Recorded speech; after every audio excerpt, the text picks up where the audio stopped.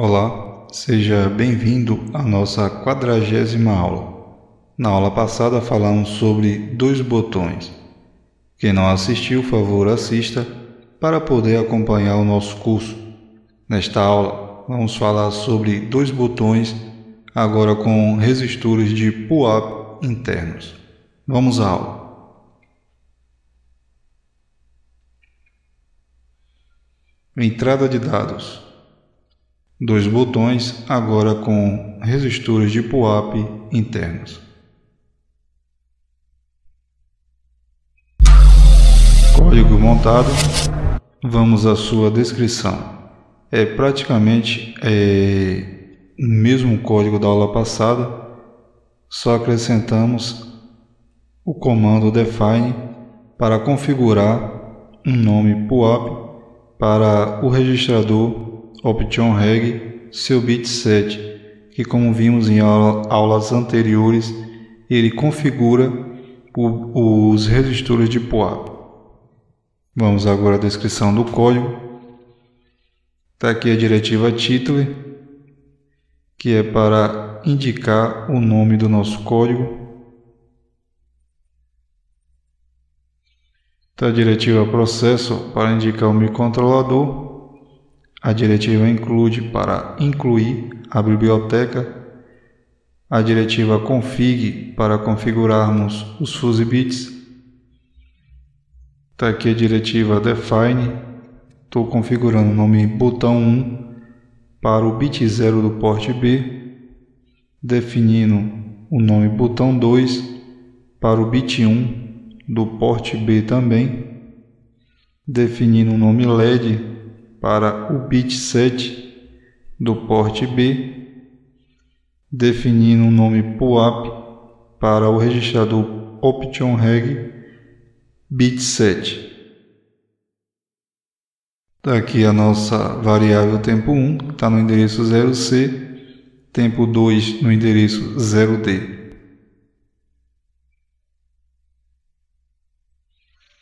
Está aqui a diretiva org, que aponta para o primeiro endereço da memória. A instrução goto, que vai procurar a label início. Está aqui. A diretiva org, apontando para o vetor de interrupção. A instrução rectify, que é de retorno da interrupção. A diretiva bankcell, que vai apontar para o banco onde está o registrador declarado aqui, no caso o 3B, que está no banco 1. Move literal W, estou movendo essa literal, esse valor, tudo em 1 menos o bit 7. Move WF 3B, estou movendo de W para 3B e configurando assim todos os pinos como entrada menos o bit 7. BCF, uma instrução de bit clear file, ou seja, coloquem nível lógico baixo no bit que está o nome criado lá em cima, pull-up, ou seja, o bit 7 do OptionReg. Fazendo isso, estamos habilitando todos os resistores de pull-up do microcontrolador.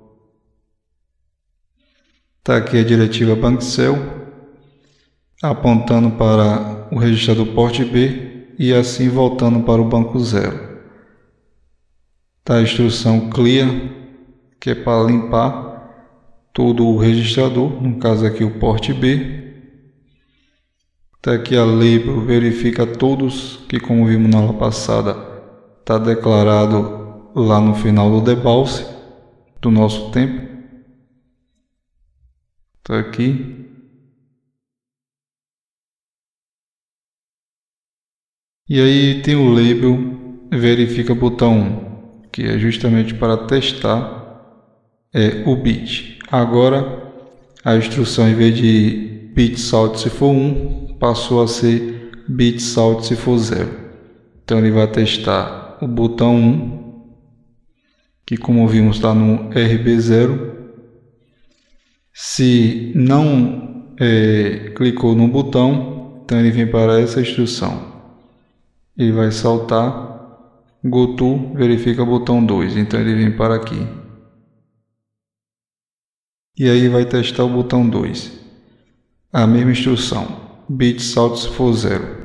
Se não apertou, ele vai GoTo verifica o botão 1, então ele vem novamente aqui para cima. Então ele vai estar o tempo todo testando o botão 1, depois o botão 2, até um dos dois ser pressionado. Se caso o botão 1 for pressionado, ele vai saltar essa linha de comando e vai executar essa daqui, BSF, ou seja, colocar nível lógico alto no nosso bit, onde está justamente esse nome que a gente criou, que é o bit 7 do porte B.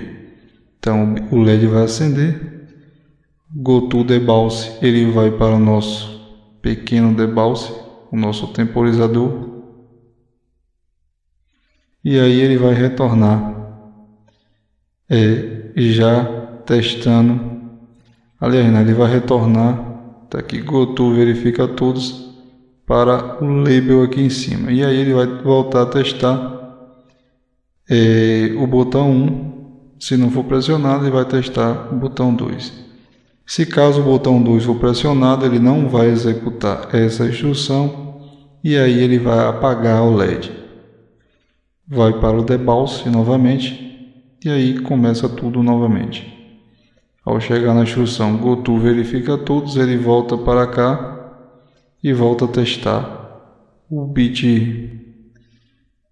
botão 1, depois o botão 2. É basicamente a mesma coisa, a diferença é que agora a gente ativou os resistores de pull-up internos, né?